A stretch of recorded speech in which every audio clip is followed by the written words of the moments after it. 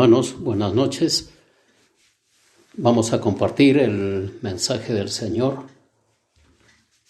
Que el Señor bendiga su palabra.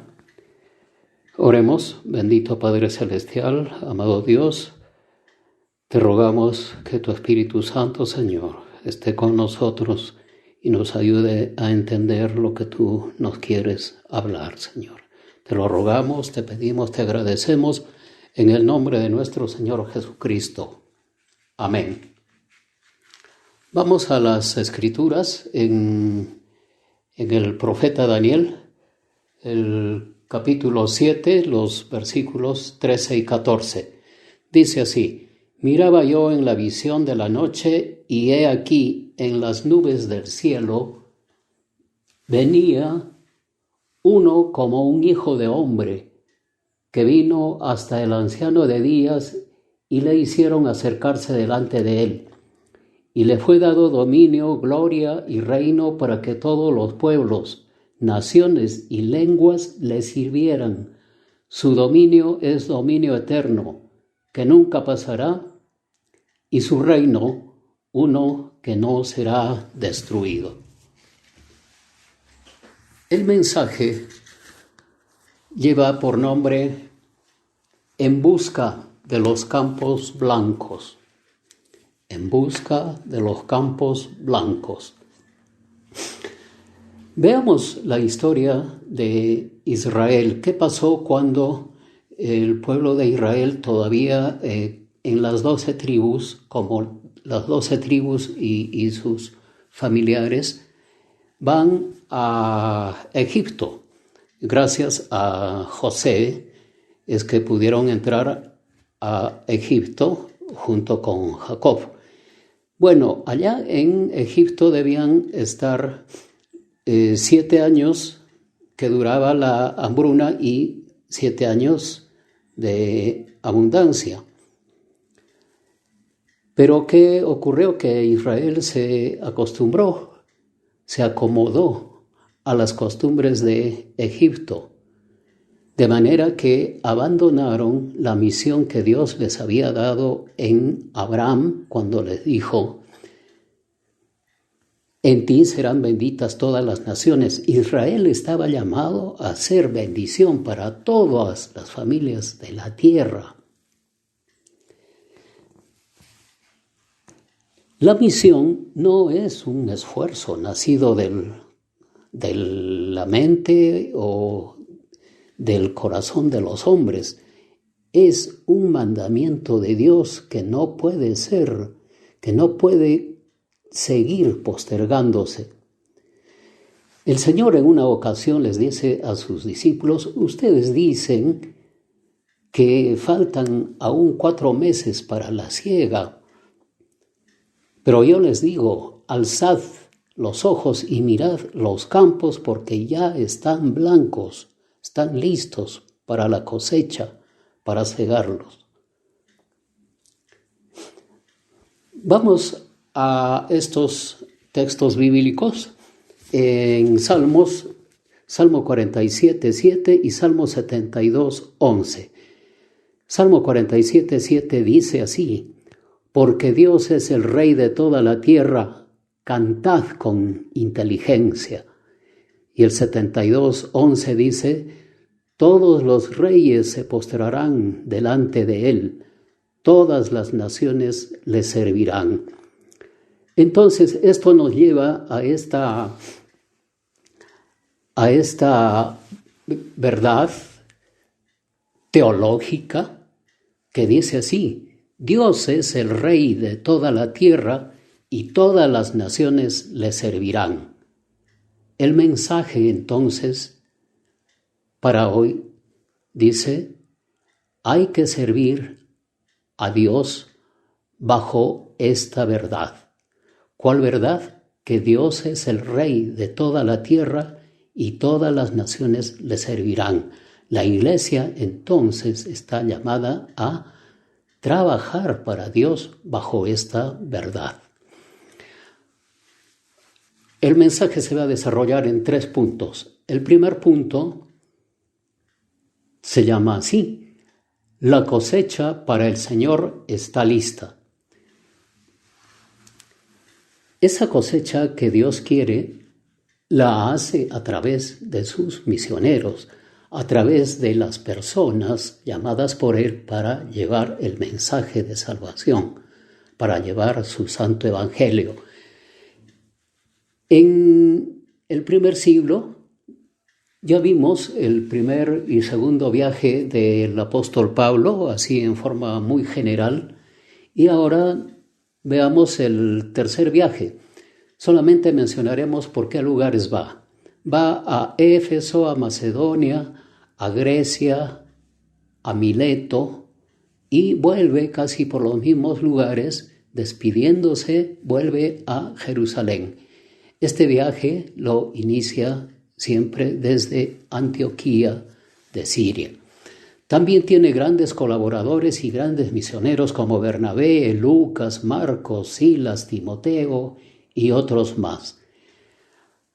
A partir del siglo II es que se va relajando esto, debido a que surgen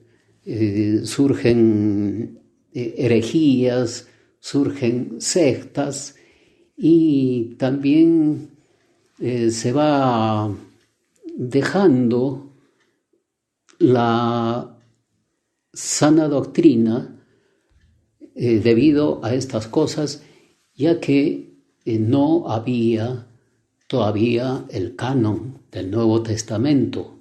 Entonces viene la herejía, la apostasía que va creciendo con los siglos, de manera que se vive un periodo de casi 1200, 1300 años de oscurantismo, donde empieza ya el papado, empieza las costumbres, las tradiciones, se meten en las iglesias y se vive un oscurantismo espiritual, un oscurantismo teológico y cultural también, hasta que suceden hechos a partir del finales del siglo XV, el año 1492, que se produce el descubrimiento de América, y a comienzos del siglo XVI surge la Reforma que da lugar a denominaciones, a congregaciones que se van desarrollando a partir de entonces. Sin embargo, las misiones fueron dejadas de lado, hasta el surgimiento de esa generación maravillosa de misioneros de las que se habló en el mensaje anterior, como Guillermo Carey, Hudson Taylor, Hudson Williams y otros. Se da entonces el gran despertar de las misiones modernas. Esto ocurre en la segunda mitad del siglo XVIII y el siglo XIX. Las misiones entonces se emprenden básicamente al continente asiático, a África. En América Latina ocurre que la conquista española y surge esto que conocemos tan terrible, que fue la Inquisición. En España, en Portugal, en Italia, estos países no participan de ese despertar misionero por la presencia fuerte del catolicismo en esos tres países. Francia también tenía una gran influencia católica, sin embargo, ahí sí surge por la vecindad de otros países que se adhieren a la Reforma y el surgimiento de congregaciones y de denominaciones cristianas que recuperan la pureza del mensaje del Señor Jesucristo. La Inquisición de España, pues, en América Latina lo que hace es extirpar lo que ellos llaman toda herejía, toda contradicción, todo lo que no se sujetara a los mandatos de los conquistadores y su iglesia oficial. En Perú, la Inquisición fue abolida durante la independencia. Y en la segunda mitad del siglo XIX, es decir, a partir de 1850, en América Latina y Perú surgen personas, grandes misioneros, educadores, cuyos nombres son, por ejemplo, Diego Thompson en educación, Francisco Pensotti en el reparto de Biblias, de Nuevos Testamentos y fracciones de algunos libros, ¿no?, separados, como por ejemplo el Evangelio de Juan, los otros evangelios y algunas epístolas. Se da entonces este fenómeno de que la palabra de Dios ya empieza a conocerse en América Latina y en parte en Perú. Perú fue uno de los más tardíos en recibir el Evangelio. A finales del siglo XIX y a comienzos del siglo XX, los misioneros americanos, ingleses, escoceses, suizos, irlandeses, alemanes, empiezan su labor misionera en América Latina. En Juan 4, 34 y 35 dice: mi comida, dice el Señor Jesús, mi comida es que yo haga la voluntad del que me ha enviado y que acabe su obra.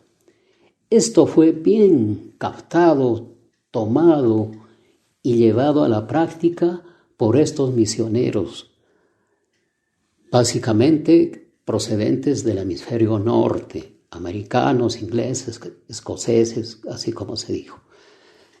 En el año de 1910 se da el primer Congreso Mundial de Misiones en Edimburgo, en Escocia, donde ya se trazan el reto de llevar el Evangelio a todo el mundo, pero se olvidaron de América Latina. ¿Por qué? Porque hubo unos representantes del catolicismo o muy cercanos al catolicismo que dijeron: América Latina ya está evangelizada porque ahí todos son católicos, y no le dieron mayor importancia. Sin embargo, después veremos cómo es que se rompe este silencio misionero para América Latina. Se dice que en este presente siglo, el siglo XXI, hay 105 millones de evangélicos en América Latina, de los cuales cerca del 60% son jóvenes, es decir, hay un gran potencial misionero. En nuestras iglesias, aparentemente nadie se opone a las misiones, pero se las ve a estas muy lejanas. Se las tiene como en un archivo empolvado para desempolvarlo en un futuro lejano.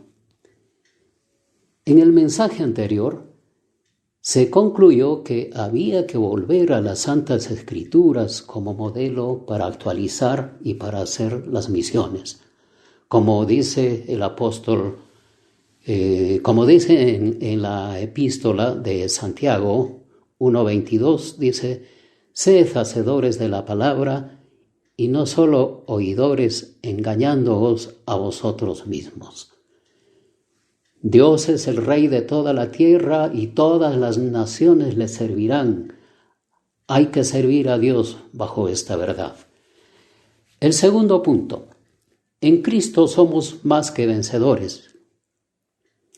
Esta es una verdad teológica, pero Estamos viendo como que si nos estuvieran ganando, como si el enemigo nos estuviera ganando. Por una parte tenemos el avance de las fuerzas del mal, tenemos este ataque satánico por esta pandemia que ha paralizado prácticamente a la iglesia. Sin embargo, la iglesia no se deja vencer porque dice el Señor Jesús, dice, las puertas del Hades no prevalecerán contra la iglesia. Tenemos también por otro lado el Islam. El Islam que lo veíamos de lejos y nunca habíamos escuchado que ellos también hacían misiones. Tenemos que algunos países como Qatar, Dubái, Pakistán, Irán, Turquía, mandan misioneros. ¿Y cómo penetran? A través del comercio, a través de la ayuda social. Las telenovelas turcas, por ejemplo, son una forma de penetrar para ablandar la mente de la gente para que se les tolere a ellos. Sabemos que en el Perú hay mezquitas construidas en diferentes lugares. Y un dato curioso, han traducido el Corán al quechua de Apurímac. En la región de Apurímac están avanzando el Islam, apoyados por Irán sobre todo. Irán, este país que es parte del eje del mal. Y lo curioso es lo siguiente, que ellos en todo el mundo pueden penetrar, pero si alguien va a sus países a predicar el Evangelio, lo persiguen, incluso hasta hay peligro de que los maten. También tenemos el hinduismo que penetra a través, sobre todo ya tenemos hace muchísimos años en el Perú, el yoga, con diferentes formas también de gimnasia, de meditación trascendental, ritos de iniciación y cosas como estas, nuevas filosofías, nuevas maneras de ver el mundo, el yin, el yang, los chakras. Esas son cosas que vienen del hinduismo, que también es una amenaza para el Evangelio y debemos aprender a reconocerlos, a enterarnos de estas cosas que compiten por las almas. Nosotros queremos almas para el cielo, ellos ya sabemos para dónde las quieren. También tenemos la renovación de la Iglesia Católica, que está tratando de imitar muchas cosas de la Iglesia evangélica, de la Iglesia cristiana. Avanzan también el secularismo, el ateísmo, el comunismo. La palabra del Señor nos dice en Romanos 8:37 que antes en todas estas cosas somos más que vencedores por medio de aquel que nos amó, Cristo Jesús. En Cristo entonces somos más que vencedores. ¿Por qué? Porque tenemos el Evangelio de salvación, el Evangelio del reino de los cielos. Dios es el Rey de toda la tierra y todas las naciones le servirán.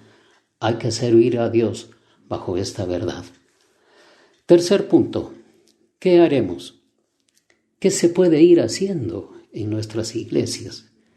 Solamente va a quedar así escuchamos el mensaje, escuchamos ya varias veces acerca de las misiones y se quedan en el olvido. No puede ser. Esta pregunta de ¿qué haremos?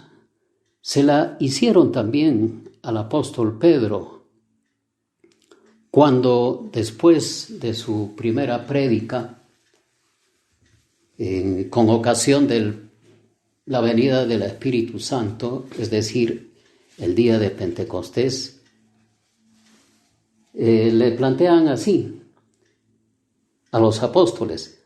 Al oír esto, se compungieron de corazón aquellos que escucharon, ¿no?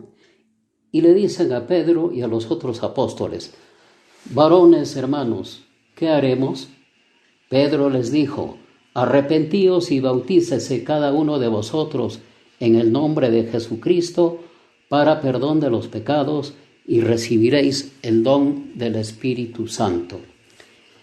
Esta misma respuesta que dan los apóstoles es la que la Iglesia misionera está llamada a darla en todo el mundo por medio de sus misioneros que envía, allá donde no se conoce el Evangelio de Jesucristo. También esta pregunta tiene cierta similitud con el carcelero de Filipos que pregunta: ¿qué debo hacer para ser salvos? Cree en el Señor Jesucristo y tú y tu casa serán salvos, es la respuesta que dan los apóstoles. Además, hay algunas cosas prácticas posibles de realizarlas en nosotros, en nuestra iglesia. Y mencionamos lo siguiente: lograr una iglesia persuadida de la necesidad de alcanzar una identidad misionera, misioneros bien preparados, discipulados, experimentados en hacer discípulos, conocedores de las Santas Escrituras, tener carácter y personalidad adecuada, ser conocedor también de historia y geografía, saber que hay centros de entrenamiento misionero, porque el misionero no puede ser cualquier persona. Debe ser entrenado para eso, además de las cosas que acabamos de mencionar. Otra cosa, fondo misionero, un fondo misionero. Y no estamos hablando de la fiesta de las ofrendas, aquellos días especiales que se dedican a las misiones. Estamos hablando de algo más, de que toda iglesia debería tener un fondo misionero, es decir, una reserva económica para las misiones. Y eso es cuestión de conversarlo, de madurarlo, de ir recibiendo aportes de los mismos hermanos. Es necesario contar con un fondo misionero, porque surgen necesidades en cualquier momento y para eso hay que tener un fondo. Otra cosa, en la liturgia de las iglesias, la mayoría de iglesias no tienen un tiempo dedicado a las misiones.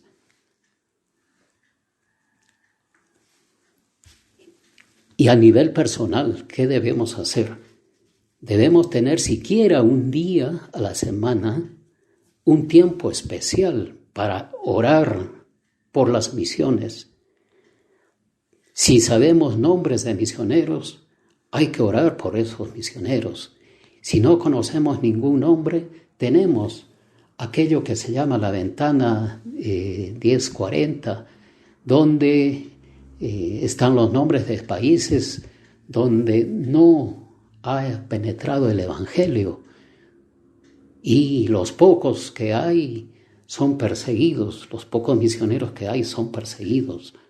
Entonces, en nosotros debe haber un tiempo especial también reservado para orar por las misiones.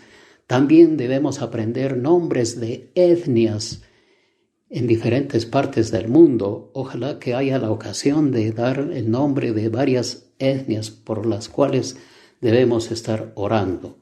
Y acá en el Perú también tenemos algunas etnias donde es necesario poner el ojo para el trabajo misionero.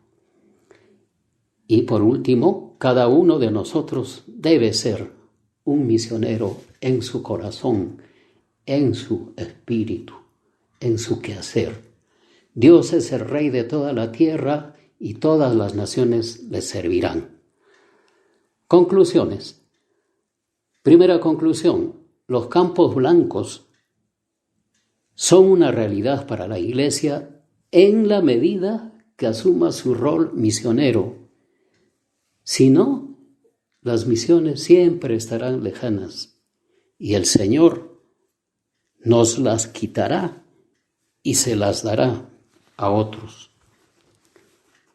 Segunda conclusión: pese al avance del mal, las puertas del Hades no prevalecerán contra la Iglesia.